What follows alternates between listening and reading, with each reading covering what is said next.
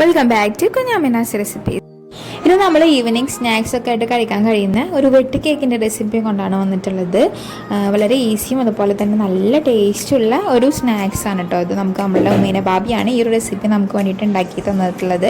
അപ്പോൾ ഇതെങ്ങനെയാണ് തയ്യാറാക്കാനെന്ന് നമുക്ക് നോക്കാം. അപ്പോൾ അതിനായിട്ട് നമുക്ക് ആദ്യം വേണ്ടത് മൈദയാണ്.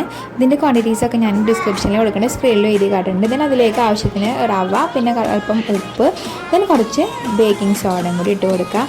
ദെൻ നമ്മൾ ഇതിലേക്ക് 3 കോഴിമുട്ട ചേർത്ത് കൊടുക്കുന്നുണ്ട്. ദെൻ നമ്മൾ പഞ്ചസാരയും ഏലക്കാപ്പൊടിയും കൂടിയിട്ട് ഒരുമിച്ച് മിക്സിയിൽ അരച്ചെടുത്തിട്ടുണ്ട്.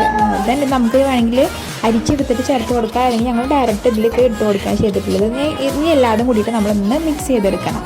ദെൻ അത് നമ്മളുടെ ഒരു ചപ്പാത്തി പരുവത്തിലാക്കിയിട്ട്, ചപ്പാത്തി മാവിൻ്റെ ഒക്കെ പരുവത്തിലാക്കിയിട്ട് ഒന്ന് ഉരുട്ടിയെടുക്കണം. നല്ല കൈകൊണ്ട് നമ്മളിങ്ങനെ മാവാക്കിയിട്ട് എടുക്കണം കേട്ടോ. അങ്ങനെ നമ്മൾ ഈ മാവ് നല്ല കൈ കൊണ്ട് കുഴച്ചെടുത്തിട്ടുണ്ട്. പിന്നെ ഇത് നമ്മൾ 3ആയിട്ട് ഡിവൈഡ് ചെയ്ത് വെച്ചിട്ടുണ്ട്.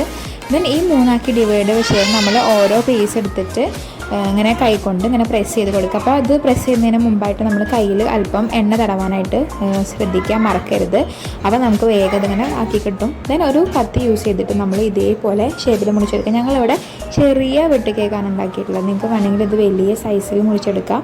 അപ്പോൾ ഈസിയാവും. ഞങ്ങൾ കുഞ്ഞു വെട്ട് കേക്ക് തിന്നാനായിട്ട് ചെറിയ സൈസാണ് ആക്കി എടുത്തിട്ടുള്ളത്.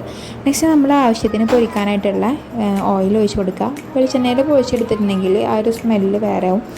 അതുകൊണ്ട് സൺഫ്ലവർ ഓയിലിൽ പൊരിച്ചെടുക്കാനായിട്ട് ശ്രദ്ധിക്കുക. അപ്പോൾ നമ്മൾ വല്ലാതെ നല്ല ബ്രൗൺ കളർ ആവുന്നത് വരെ വെയിറ്റ് ചെയ്യാൻ പാടില്ല. ഒരു യെല്ലോ കളർ ചേഞ്ച് ആയി തുടങ്ങിയിട്ടുണ്ടെങ്കിൽ തന്നെ നമുക്കത് എടുക്കാം കേട്ടോ. അപ്പോൾ സ്ലോ ഫ്ലെയിമിലായിട്ട് ഒരു 10 മിനിറ്റ്സ് വേണ്ട 9 മിനിറ്റ്സൊക്കെ നമുക്ക് ഇതൊന്ന് ഫ്രൈ ചെയ്തെടുക്കാനായിട്ട് വേണ്ടി വരും. അപ്പോൾ ഇതേ ഒരു കളറാകുമ്പോൾ നമ്മൾ വേഗം മാറ്റിയെടുക്കുക. ഞങ്ങൾ ഒരു റൗണ്ട് ചെയ്തപ്പോൾ അത് വളരെ ഡാർക്കായിട്ട് മാറിയിട്ടുണ്ട്. അപ്പോൾ നമ്മൾ ചൂടാറി കഴിഞ്ഞിട്ടുണ്ടെങ്കിൽ വളരെ ക്രിസ്പി ആയിട്ടുണ്ടെങ്കിൽ കടിക്കാൻ കുറച്ച് ബുദ്ധിമുട്ടുണ്ടായിരിക്കും. അപ്പോൾ അതും ശ്രദ്ധിക്കുക. അപ്പോൾ നമ്മളുടെ വെട്ട് കേക്ക് കൂടെ തയ്യാറായിട്ടുണ്ട്. വളരെ ഈസിയും അതുപോലെ തന്നെ നല്ല ടേസ്റ്റുള്ള ഒരു വെട്ട് കേക്കിൻ്റെ റെസിപ്പിയാണിത്. അപ്പോൾ എല്ലാവരും ട്രൈ ചെയ്ത് നോക്കണം. നിങ്ങളുടെ അഭിപ്രായങ്ങളൊക്കെ കമൻറ്റ് സെക്ഷനിൽ എഴുതി അറിയിക്കണം. പിന്നെ വീഡിയോ ഇഷ്ടമായിട്ടുണ്ടെങ്കിൽ ഇതുണ്ടാക്കി നോക്കുക. പിന്നെ ലൈക്ക് ചെയ്യുക, ഷെയർ ചെയ്യുക. പിന്നെ ഇതുവരെ ചാനൽ സബ്സ്ക്രൈബ് ചെയ്യാത്തൊരു